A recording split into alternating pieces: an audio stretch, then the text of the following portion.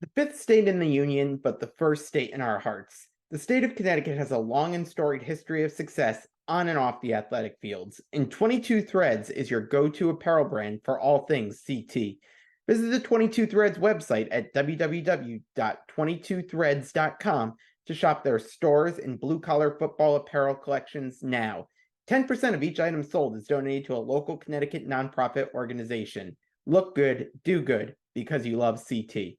Okay, we are back with Jackson Mitchell as we continue to go through the football season here. Crazy to think, only just another couple games left. So, Jackson, thanks so much for coming back on.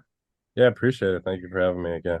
So, I know last week we talked, you guys headed down to face an undefeated James Madison team. Take me through that game a little bit, from your perspective in terms of going down there and going up against a team of that caliber. Yeah, it was cool. Obviously, they were undefeated, and they're obviously ranked and all of that. So it was exciting, and it was their homecoming, so it was sold out. I had never been down there, and the stadium was really cool, and it was good. And then obviously the first half was kind of like we were right there in it. We went into halftime down 13-3, like with getting the ball back. If we score, we make it a one-score game, and we're right in that game, and they kind of just got away from us in the second half, which was tough to see, but something that we know, like, I mean, we were right in there with the number 19 team in the country, so it's not like we're Yeah. too far off from where we want to be. Yeah, I was gonna say first half. What do you think changed between that first half and second half, where you guys were able to really hang around and give them some trouble? I know, especially from a defensive side, you really stifled them early on there. Yeah, I think just as players, we didn't do a good job defensively. We didn't do a good job adjusting. They're a team that likes to run the ball a lot, but we were really stuffing it, and they started going to the RPOs, and that's where we saw some struggling just in the pass, and they were kind of getting whatever they wanted in the pass game, and as players, that's something that we have to kind of notice and play a little tighter coverage for try to force them to run the ball where we were kind of dominating the game. And then just trying to find a way to make a play. We didn't have any turnovers. We couldn't get our offense the ball like any extra, and knowing that's a good defensive team and we need every possession we can get, we kind of got to force some turnovers and stop them from scoring so our offense can get another chance to go down and score. As you look towards this week, you got a game, final home game against Sacred Heart. What's going through your head is I know you've been with UConn now for a while. Know that this is it. This is the last home game for you. Yeah, it's definitely exciting. Obviously, I've spent a lot of time here. I came in here when I was like pretty much a kid out of high school, and Yeah. now I'm 22 years old, leaving this place. So it is exciting just to know all the things that I've accomplished here as an individual, but also as a team, and hope that the place, the rent is better than when I left it. But it's exciting, and just to go out there, especially with the guys that like Christian and Nono and Iwa, all those guys that have been here as long as I have, and we put in all this work together through all the ups and downs. So it is exciting to go out there and finish it with them. I'm going to take a quick break from the interview to tell you about my friends at Martin Rosol's Meats. This fourth generation Connecticut family business produces kielbasa, hot dogs, sausages, and deli meats using Martin Rosol's very own original recipes. Their products can be found in grocery stores, delis, restaurants, and hot dog stands throughout the state. And if you're looking for your fill right away, check out their retail store in New Britain.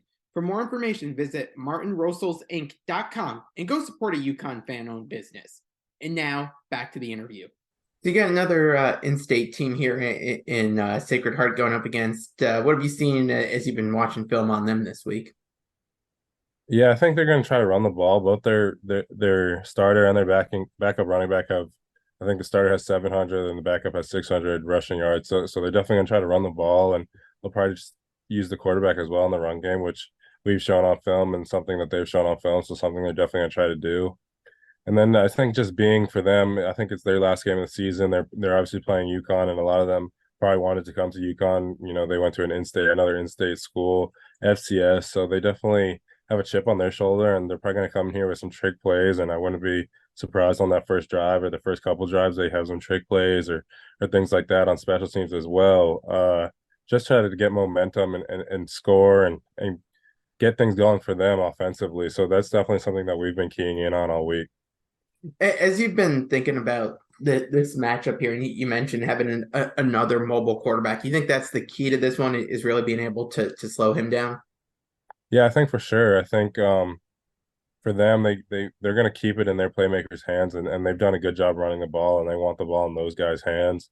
So as much as they can, kind of give it to the quarterback and extend plays and extend drives, because I think we're going to try to get after them when they drop back and pass. But his ability to scramble and make plays on the run is going to be huge for them to continue to move the ball downfield. So we've got this Sacred Heart game here this coming Saturday, and then we'll talk next week. We've got a another rivalry game against UMass, so it's a fun way to end the season against these two. Would you say getting to go up against in-state team and then another rival? Yeah, it is. It's a couple of teams that I was kind of recruited by a little bit, and guys that have a lot of chips on their shoulders and a little bit of a rivalry. Obviously, in-state this week, and then us versus UMass we play every year, so that's another big one, and I know everyone will be excited for that one. So just trying to finish the season out strong with these last two and get some momentum going into the off season for the guys that will be around next year, and kind of finish on a high note.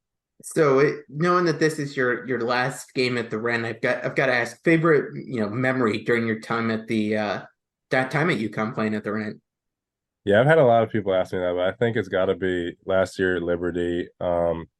Just because that got us the bowl eligibility for the first time in my time here, and Yeah. then just to see the fans on the field and everyone kind of excited about where the program was at that time was really awesome to see, and exciting for me to finally get a chance to go to a bowl game after that win. And they were obviously undefeated. I think they were ranked at the time as well, so that was a cool win. I figured that would probably be the one. Is there anything that comes close to that or a close second there? Yeah, I probably have to say the game maybe before that or two games before that, which was BC. Yeah. Because that was exciting too. That's obviously a big rivalry game between UConn and BC in football and battle for the Northeast, that type of thing. And I felt like it was an exciting game, a big game for me as an individual as well. And just to go out there and the performance we put on as defense was really special, and we were flying around having some fun. So that was a big one too. So as always, got a wrap, got a little Giants talk. We got DeVito in there now. How are you feeling heading into this Sunday? I think a lot of UConn fans are going to be watching the basketball game against Indiana that's on at the same time as the Yeah. Giants game, and maybe skipping over that. But how are you feeling this week? Yeah. I mean, I don't know. I just at this point I don't know if they should keep winning. I think they should kind of just try to get the best draft pick possible at this point. But hopefully Tommy DeVito can play a little bit better. I'm pulling for him being an undrafted guy, and the guy from the New Jersey area is cool also. So hopefully Yeah, he can play a little. awesome. Well, Jackson, I really appreciate it. Thanks so much, and best of luck against Sacred Heart this week. Thank you, appreciate it.